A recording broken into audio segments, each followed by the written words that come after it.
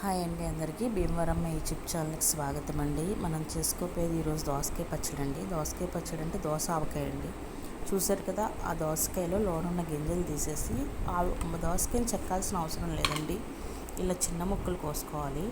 నేను 1/2 kg దోసకాయకి నేను చెప్తున్నాను. ఇప్పుడు మీరు ఇది వీడియో చూడండి, కంపల్సరీ ఆవకాయ మీకు బాగా నచ్చుతుంది. ఎందుకంటే ఎనీ టైం మనం ఫ్రెష్గా ఆవకాయ తినలేము. ఇయర్లీ వన్స్ అని పెట్టుకున్నా అది ఒక 6 months ఏడబడికి ముక్క మెత్తబడిపోవడం అలా ఇలా ఉంటుంది. ఇప్పుడు సీజన్ బట్టి, ఇప్పుడు కాయలను బట్టి కూడా మనకి ఇది అనేది పెళ్ళిళ్ళు ఫంక్షన్స్లో మనం తింటాము. చాలామంది యూజ్ చేస్తారు. ఎందుకంటే అప్పటికప్పుడు మామిడికాయ పచ్చడికి బదులు దానికి జిరాక్స్ ఇదండి ఆవకాయ. ఎందుకంటే మీరు ఇది తింటే అసలు ఇంకా ఆవకాయ టేస్ట్ సూపర్ ఉంటుంది అన్నమాట. దోస ఆవకాయ అనేది చాలా చాలా బాగుంటుంది.